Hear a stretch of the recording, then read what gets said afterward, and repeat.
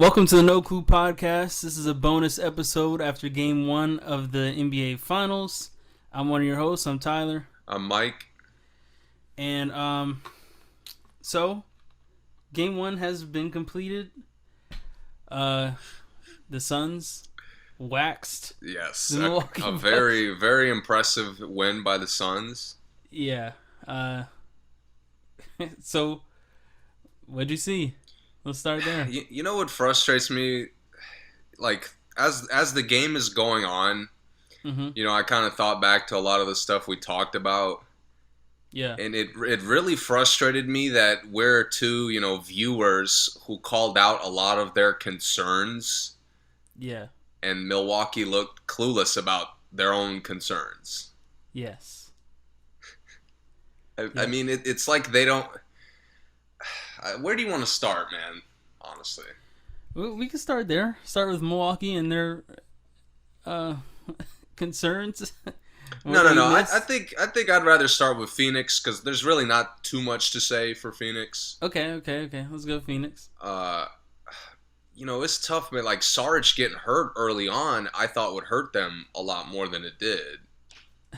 Yeah, he only played 2 minutes, too, which is crazy. And I thought it would put a lot more pressure on Ayton to stay out of foul trouble, to play more minutes than maybe he's used to. On Bridges and Crowder to guard bigger guys that they normally don't guard. Cam Johnson as well. But Phoenix did a really good job, feeding off the crowd. Yeah. They did a really good job of playing team defense. Yeah. And they also did a really good job of coming out and making a strong effort to get to the basket. Yeah. I told you about it with Devin Booker, who I was really impressed with in that first quarter. Mm-hmm. But later, as the game progressed, a lot of guys started trying to get drives, trying to create kick-out opportunities for shooters to get wide-open looks. Yeah. And they really, as a team, they really weren't shooting that great at first.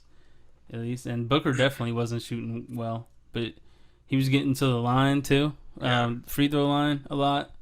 And he was earning free throws. It wasn't I wasn't watching the game thinking damn, they're giving him fluke calls, kind of like the Harden thing. Yeah. Again, he was forcing it inside, trying to get contact. Yeah, there was fluke calls, but it wasn't superstar calls for Booker. Right. It's the same thing as happened with the Lakers last year. They would be so physical for so long. You're going to get extra calls just because you're being physical more often. Yeah. That one they called on Forbes when he had that Booker had that pull up and Forbes was just standing straight up. Yeah, that was a bad call. That was bad, but it was right after Booker went and drew a legit call like that. Right. So to your point, and just even when he didn't get to the paint, you saw his pull-ups were free throw line range. Mm-hmm. Which even if he's missing those, I want him taking that all night. Easy rebound shots. Exactly. For sure. Yep. And the last point about Phoenix, because again, there's really no negatives from this game. I thought their role players shot the ball well. Mm-hmm. Except Crowder. But Crowder, like you told me, was just everywhere on defense. Yeah, he had 9 rebounds. He was active scrapping. Hands, Yeah. And the last big point was CP was fantastic. Absolutely fantastic. He looked like a Hall of Fame point guard because every time he got a mismatch, he was exposing. Yeah. No one could guard him in this game. So definitely now not. We move to Milwaukee. Yep. First of all, and we said this last episode, the switches has to stop. The hedging is really bad. They're not hedging, they're just switching, and it's not working. It's worse than not working. It's disastrous for them. I criticized the Clippers the whole playoffs for doing that. Yeah. But they have the lineups to do that. Yeah, they're really... Everyone on their team is versatile. Right. Their problem was just, individually, they didn't like live up to the defensive potential that they could have. Right. Here, a lot of people have talked about this. I think Stephen A mentioned it, other people on ESPN. Like, you're putting Brook Lopez on CP3. Yeah.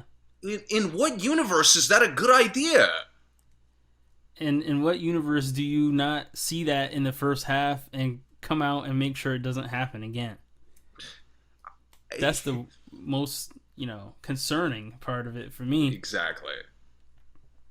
Because it happened maybe 3 or 4 times in the first, probably twice in the first quarter, then 3 or 4 times in the first half, and then the whole second half. It was just expose Lopez, go at Portis. And in the second half, like you said, it's like Budenholzer's only switch up was, instead of Lopez getting caught on an island, it'll be Portis getting caught on an island. Right. And it just wasn't really fair to Portis because CP's already going. Maybe in the first quarter, if it was Portis, it would be a little bit different. But CP already has 26, 24. Yeah. What's the point, Yeah, it didn't make any sense. And I'm watching the game, and Phoenix, it very slowly pulled away. Yeah. It was drawn out. The game felt like it was in Phoenix's favor for most of the night. Mm-hmm. But Milwaukee hung around. Yeah, they did. But they never learned what kept them in the game. Right. So that was so shocking to me. Yeah. And, they stayed in the game, which gives me not hope, but makes me feel that they can win a game, even when Phoenix is rolling like they were. And Phoenix was really balanced. They had 2 guys off the bench in double figures. That's good.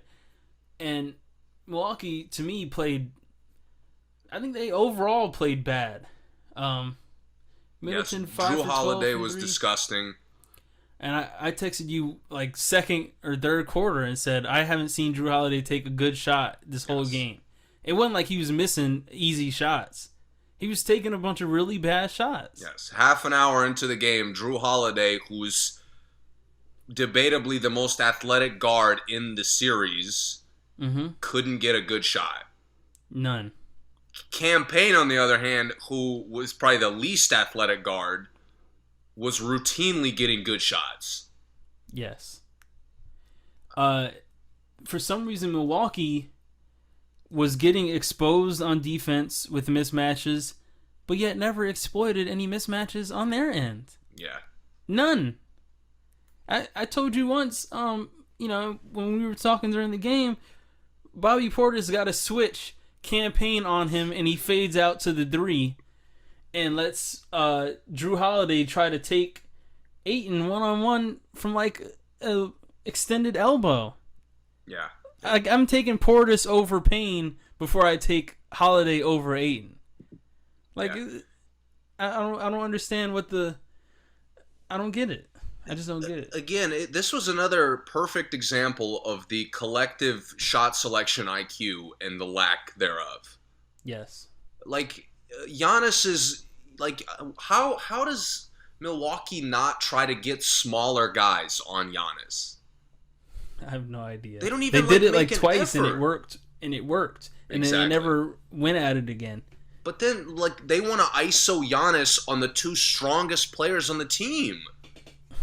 Yeah. Ayton and Crowder. I'm looking at it. I'm like, yo, you're not even trying to get him a mismatch, but you want him attacking the best aspect of the defense? What sense does that make? None at all. And what frustrated me is throughout the game, our 2 biggest concerns were Budenholzer's coaching and Giannis fitting with how well this team could play. Right. I liked how Giannis came into the game. Me too. And I think we were both surprised that he was ready to go game 1. Yeah. But he had nothing to do. He didn't improve their good aspects, but he also didn't further make worse the things they struggle with. Well, that's evident in he's the only one on the starting lineup with a plus in his plus minus. Right. He had +1. Everyone else was minus double digits. It's not like someone was like -4, kind of close to Giannis, close to being plus. The closest is -11, and that's Middleton, and that's because he had 29. And he heated up when the game was kind of getting out of reach. Yeah, game was so kind of a lot of his points are empty, like meaningless. Yep. But again, like he didn't play bad necessarily. He just never tried to get good looks. He took a lot of shots. Right. He took double anyone else's shots. And I just don't understand why on this roster Middleton has to like almost try to be like Devin Booker. In like the worst aspects of Devin Booker or any elite scorer. Yeah, he has to basically jack for him to have a good game sometimes. And I've never wanted Middleton to do that, and I've never seen Milwaukee look bad enough for him to have to do that. Right. But again, I'm looking at it, and Brook Lopez is jabbing in the corner 3-pointers, and he, I think, made one. Mm-hmm. But it's like just because you made the shot doesn't mean it was a good one, Brook. And again, Brook was taking the shot, and no one was in the paint to get the rebound. No one. We can't. Giannis Our best shooter, Brent Forbes, can't get a shot. None. Like PJ Tucker, I think everybody wants him to be a corner specialist, but when you get him one corner shot, yeah, who's gonna be reliable to make that when they get one shot in a night? Right. Connaughton has to take all his threes from outside of his range. Yes. And he's taking them from what, like in high school, we call the volleyball line every time. And it's like the design of how this team plays. It's almost like they're trying to make Connaughton look bad. Yeah, it is. It does seem like that. Really, it does. I'm looking at this game, and Phoenix, everybody who was in the game had a purpose. Everybody who was in the game had a feel for where their shots would come from. Mm-hmm. Milwaukee, I maybe saw one or two guys that got to experience that. Yep. You know what? One thing that's really impressive about Phoenix for me, everyone on the team can be aggressive, and the team is like ready for it. Like they're ready for Torrey Craig to come in there and take 4 or 5 shots, or Cam Johnson to take 6 to 10 shots, Campaign to take 10 to 15 shots if he wants. Everyone is like prepared for that reality. But for Milwaukee, it's like if Forbes gets more than 4 shots off, like no one understands that that's okay. It looks like that's such a outlier of what they were trying to do. Like Forbes is like, it makes it look like they're jacking, even though they're not. Like Forbes should take 5 shots. Connaughton can get 6 shots off, but for some reason, like you said, it makes him look bad, or makes it look like they're taking ill-advised shots. Yeah. No one on Phoenix ever looks like they're taking an ill-advised shot. Yeah. And it's not that the shots are all good, but it all looks like, oh yeah, he's supposed to take that shot. Right. But Milwaukee, and I think a big part of it is because of the rebounding, because it looks like when the Suns take shots, everyone is prepared to crash. Everyone is looking to see what to do next with the ball, either go at the ball or get back on defense. They immediately grab a man. Milwaukee takes some shots, and they look like they have to recover after like a broken play every time someone who's not Middleton or Giannis takes a shot. Yeah. It's frustrating to watch how Holiday has to force himself into the game. And he's not, and being an ISO one-on-one player is not his game. It hasn't been his game in like 7 years. Exactly. He's not just give me the ball, I don't care who's on me, we're playing king of the court mid-game. That's not his game. Yeah, that's what kills me more than anything is Milwaukee almost encourages him to attack everyone. Yeah. Like, dude, you're not KD. What are you doing? And then on the flip side of that, this is where it's like every episode that me and you record, we like have to go back and forth on whether Holiday is better than Bledsoe or not. And I don't want to keep comparing him to Bledsoe. And Holiday, in our defense, Holiday does that to himself, it seems like. But this is where, when I said I didn't think it was like that big of a difference, it's clear that Holiday doesn't have... I don't mean this... I mean this respectfully. He doesn't have elite point guard IQ. Like, he may be an elite point guard physically, role-wise, but to me, even if I have the ball and like they're isoing me and Ayton is on me, I'm dribbling it back out and telling Porters to get down low and giving him the ball. CP does that all the time. Yep. CP may have what we deem a favorable mismatch, but someone's mismatch is even more favorable, and he goes, and that's the play now. Holiday does not do that. Holiday's like, oh, I got it. I don't care if there's 16 seconds left. This is what we're doing. Okay, let me figure it out. But he does, like, no one is forcing him to do that. He can pull it out and say, look, Giannis, I know I got the switch, but you got the other end of the switch. Let's do this.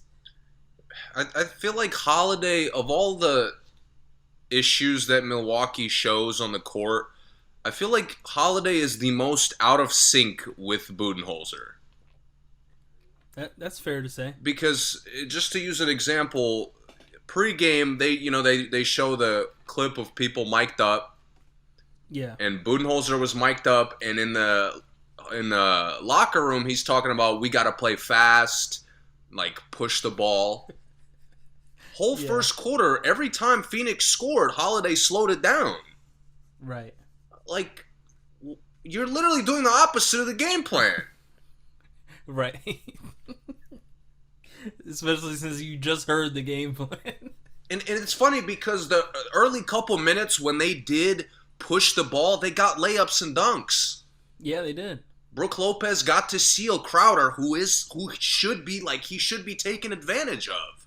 Yeah, Crowder can't stop Lopez's jump hook. Exactly. Yeah. But it doesn't matter when we only get him a jump hook the first 3 minutes of the game and then forget he exists. Right. Or forget that he is an inside player. Yeah, and then, like, you're mad at him for missing. Who's going to play well when they're getting cooked on the other end? Right. It was so bizarre to me that it's, again, similar to Connaughton, it's like Budenholzer wanted Lopez to look bad. I agree. I mean, that's how it seems. Because, and you're the coach of the podcast, but I never want to see Lopez with less than 9 rebounds and his matchup have almost 20. Ever. Yeah. Make Ayton earn 19 rebounds. I need at least Lopez to have 11. If he has 11 and Ayton has 19, okay, Ayton was working. But you can't just have 6. I don't care how many rebounds Greek Freak has. You can't have 6 rebounds and your matchup have 20. That's crazy. Yeah. It doesn't make any sense. But a lot of that is because, again, Greek Freak comes back and he's not inside. Right. But this wasn't Greek Freak's fault this time, to be honest. It wasn't. It wasn't at all. I agree. Because everything Greek Freak did was quick, was assertive. He moved the ball when it wasn't for him. He didn't, if he wasn't feeling it, he didn't force too many shots. I think he took one jumper, maybe 2. Yeah, 2 threes. Yeah. So I don't understand what Budenholzer is doing. I don't either. I don't know why Greek Freak and Lopez can't alternate in the paint, or why they can't be short corner and high post or anything. One has to be completely out of the 3-point line while the other one is down low. They don't need to do that. They have enough shooters. They spread the floor well enough that 2 guys can be down there. It's okay. You know what it is? Phoenix works them on the other end doing it. Exactly.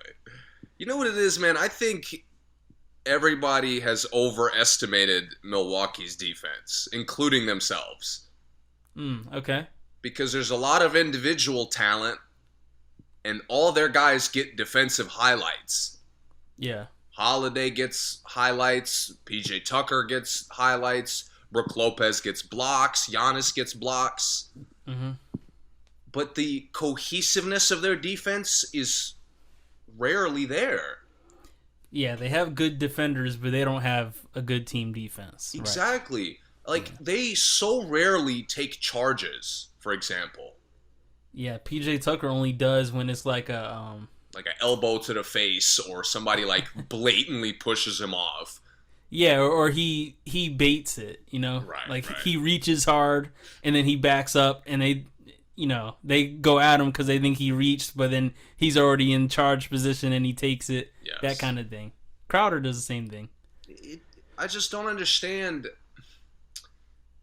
It's funny because I'm thinking back to the game, and Jeff Van Gundy had the audacity at one point to be like, I am just so impressed with Brook Lopez's improvement defensively, or something like that.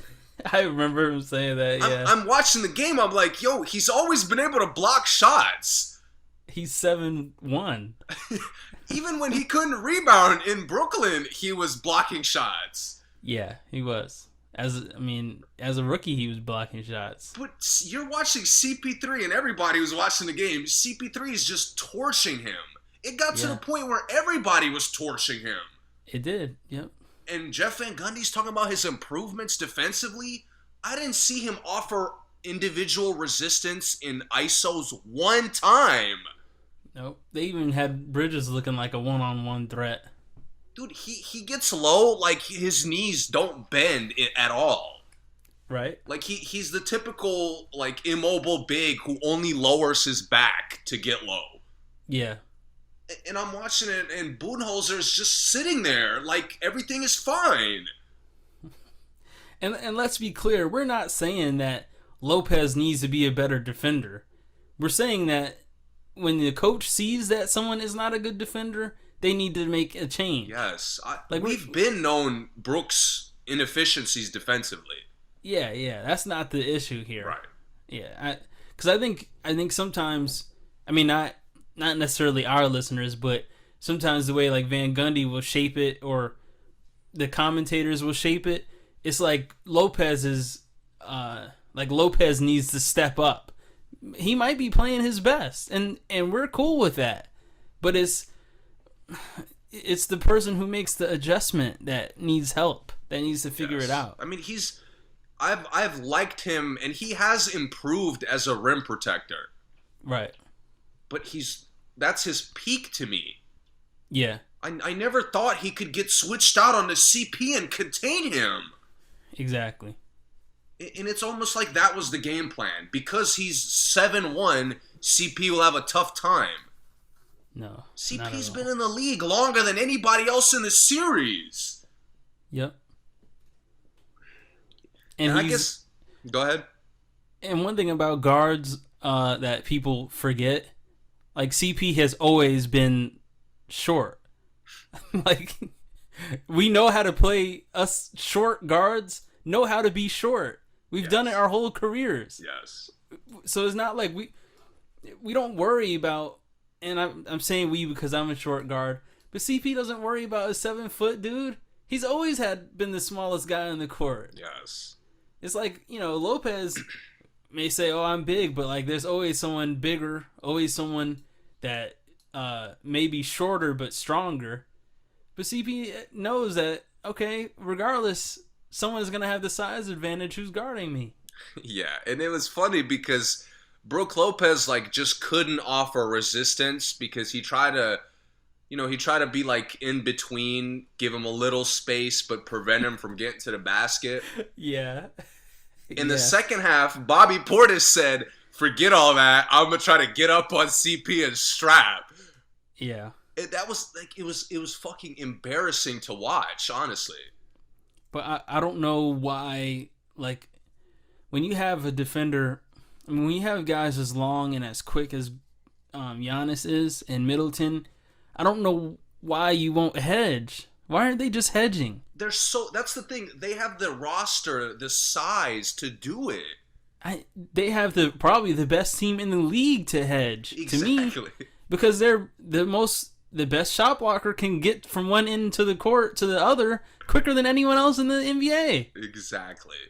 So, like, if you were gonna hedge, let's say Lopez hedged and CP got around him and tried to make that bounce pass, Giannis can come from the corner to the other corner and be in defensive position quicker than anyone else. Mm-hmm. And so can Middleton.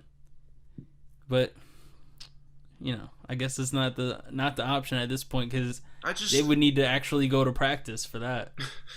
I can't believe that we're talking about these two teams and Phoenix is the one who comes into the series and forces the ball inside. Yeah. And not even to Ayton with their guards and wings. Yeah. I mean, Pat Connaughton hasn't gotten a layup this entire playoffs, so it feels like. Yeah. He had like one breakaway dunk, and that's it. Right. He hasn't had any in traffic. Yeah. Bridges gets to the basket routinely. Devin Booker, who we have talked about his finishing at the basket game probably being his weakest aspect of his offensive game. Yeah. He's getting to the basket. Yeah. Like straight line drives. He's not breaking anybody down. He's just going, and nobody's there. Yep. And Giannis has to have like a career-defining block. And now they think that, they make the media think, oh, they can block shots inside, but they don't show all the easy layups Phoenix is getting. Exactly. That's the thing. Like, if you're getting a block and then giving up... You know what Milwaukee's defense is? I would compare it to that guard who gets a lot of steals, but his matchup gets 30. Like Schroeder? Yeah, Mario Chalmers used to do this all the time. He'd have like 3 or 4 steals, and with Miami back then, that was a breakaway dunk every time, lob. Yeah. So it would look fire because he was initiating it. Yeah. But his matchup was eating. Yep. So that to me is like, there has to be a level of awareness here, and if it's not coming from the coaching staff first, it's not going to come from any of the players who we already established don't have the highest IQ. Yep. Baron Davis was like that too, by the way. People thought his defense was good because he was just really like strong. Yeah, and he'd get those behind the reach behind steals nicely. Yeah. But Darren was averaging like 27 a game. Dude, I remember rookie D Wade was eating him up. Yeah, yeah. So he'd catch you. He'd sneak a steal or two in there. Yeah, it's like the talented pickup player who doesn't really want to play defense, but he's got long arms or something like that. Yep. Yep. And I guess this will be the final point because we have talked about coaching. Everything we talk about comes back to coaching with Milwaukee. It does. Absolutely. And while this is a theory I have, and I want to see how the series progresses before, we could see if I'm right or not. Mm-hmm. But the bottom line, in my opinion, is Mike Budenholzer is not a championship coach. Mm-hmm. And Milwaukee is so good that they could still force him to be one by winning the series, which they still can do. Yes. That's how good they are, is they have a coach who's not championship caliber, and they're in the finals in still a pretty solid position. Mm-hmm. But to me, Budenholzer reminds me of like a D'Antoni or a Terry Stotts or a Alvin Gentry maybe. Mm-hmm. Those are just the 3 names off the top of my head. And I would say Terry Stotts is the lesser of those. Right.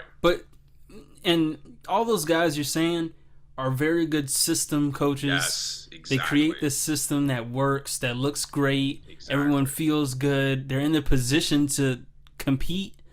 But when it comes to adjustments, when it comes to game time decisions, practicing, that's not their game. Exactly. And just kind of more to that, when the system clicks, D'Antoni's teams could put up 150 and make it look easy. Yeah. Alvin Gentry's teams could put up like 35 fast break points and make it look like they do it every night. Yeah. And even with Milwaukee, you saw it throughout the playoffs. Game 2 against Miami. Yep. When the shots are going, oh my God, they look unstoppable.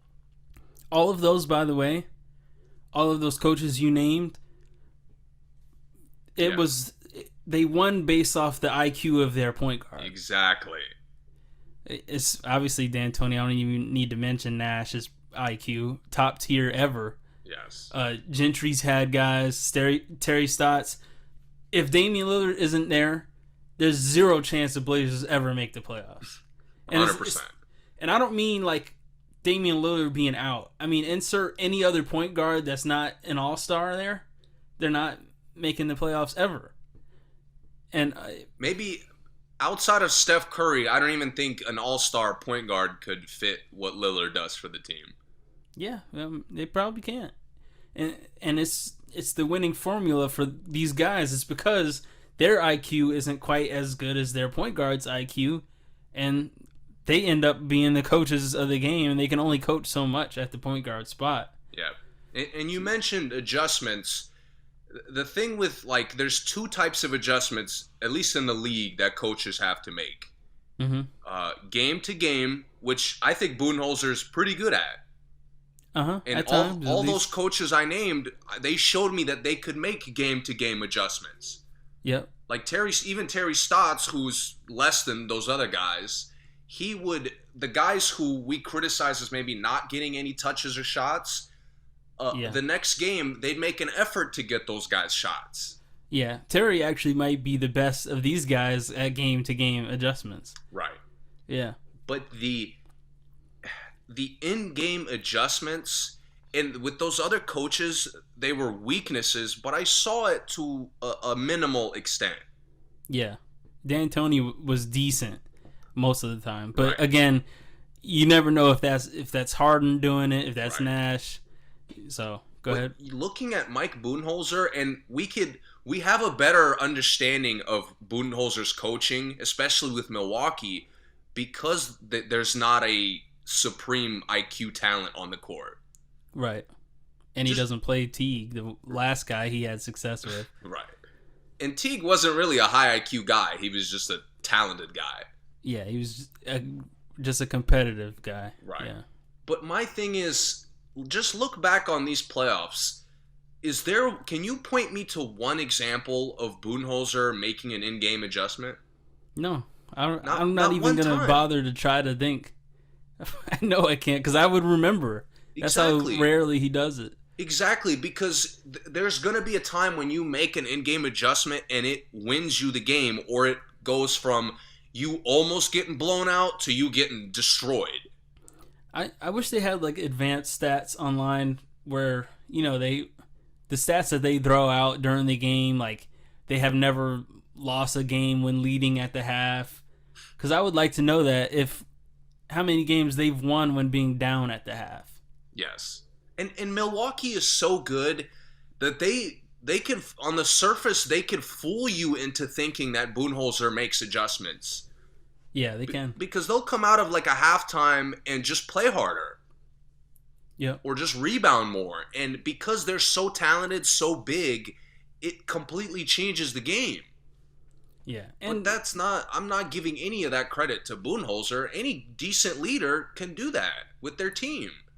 And the thing is, Budenholzer's teams, his whole career, he's had just straight up effort guys. Yes. Like guys who really, as long as they play hard, they play good. Like Tucker, Greek Freak is mainly like that. Portis, you can go back to Josh Smith, Al Horford. Millsap. Those guys, Millsap, as long as they play hard, that is their game. That is their good game. Effort. But it doesn't win you championships, like you said. Exactly. And that's what I like. That's the point, is those guys I named they have good resumes as coaches. Yeah.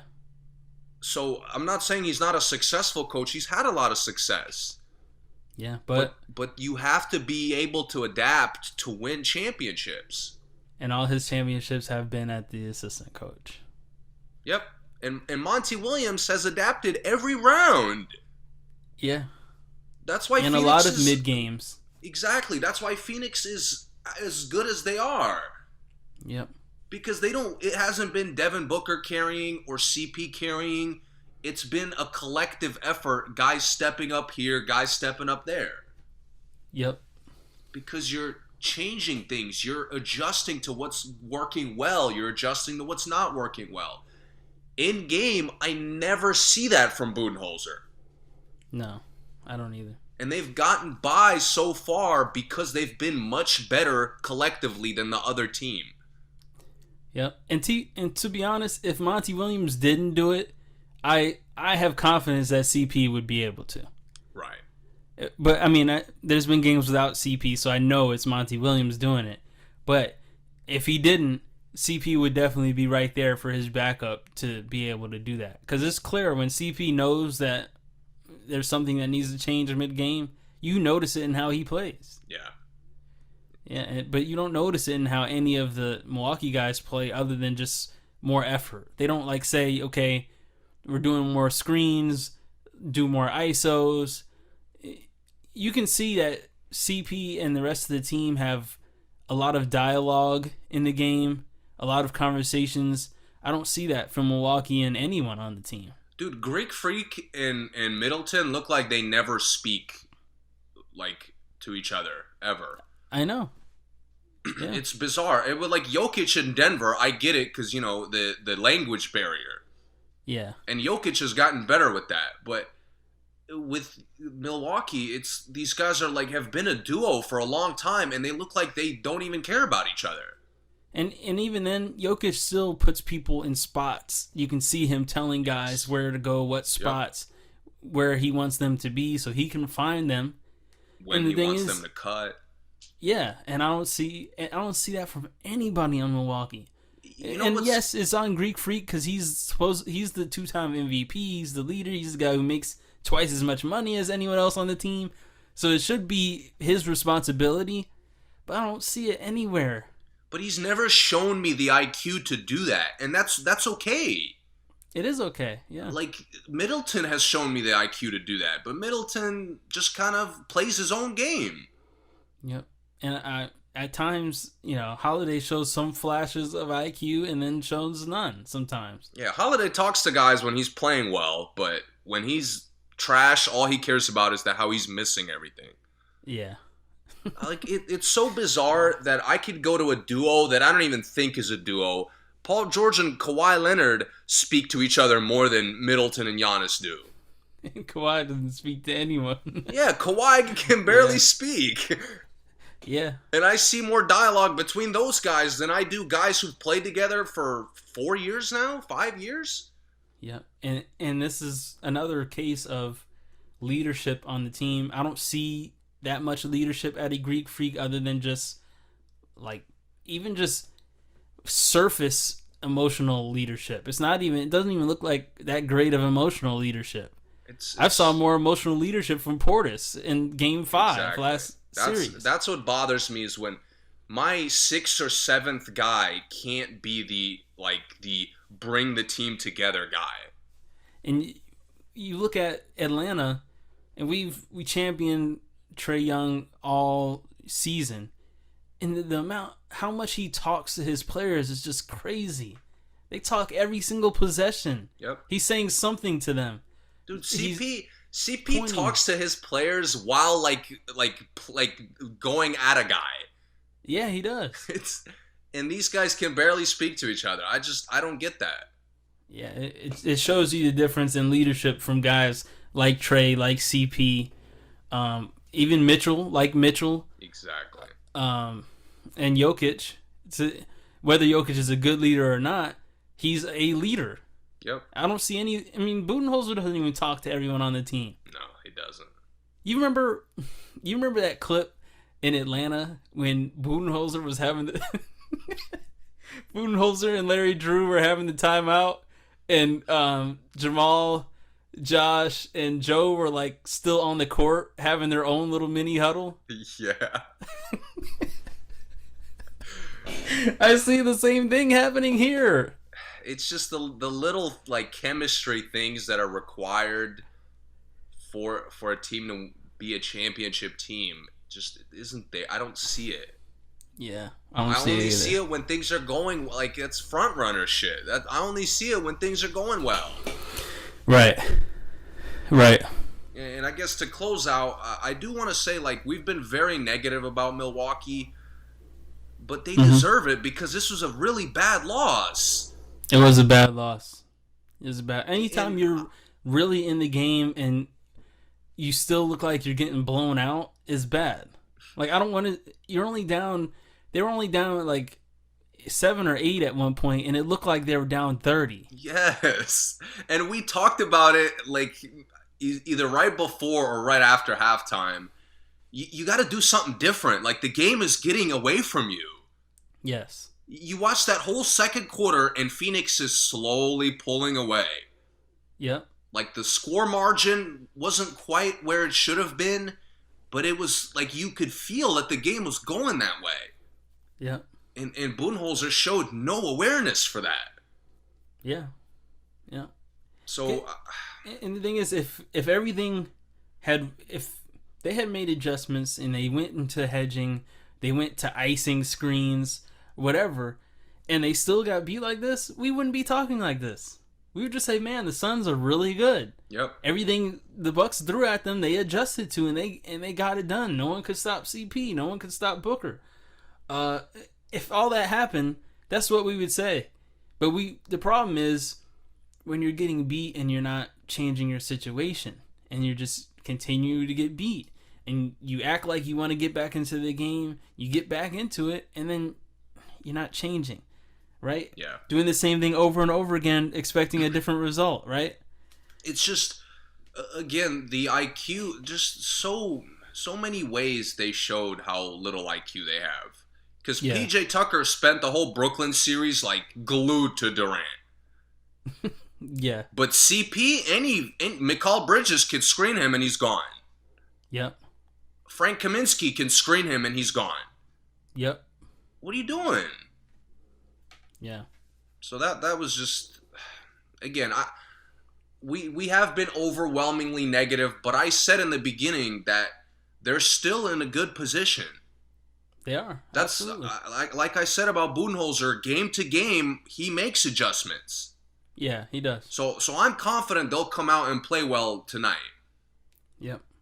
But again, when the series gets tight, Phoenix is better than everybody they've played so far. Yeah, they are. It's clear by how many ways they could be successful. Yep.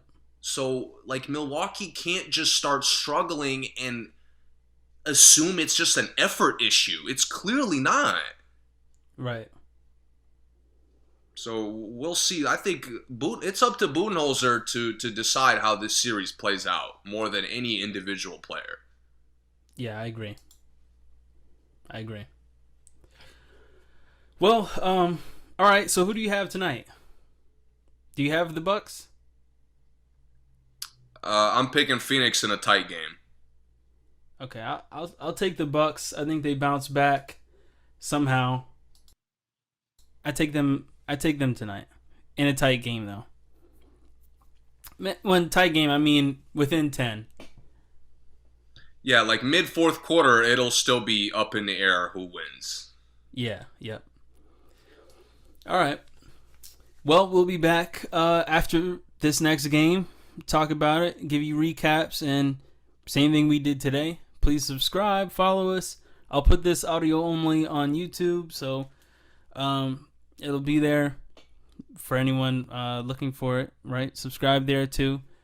Notifications, follow on Instagram, all that. And we'll see you next time.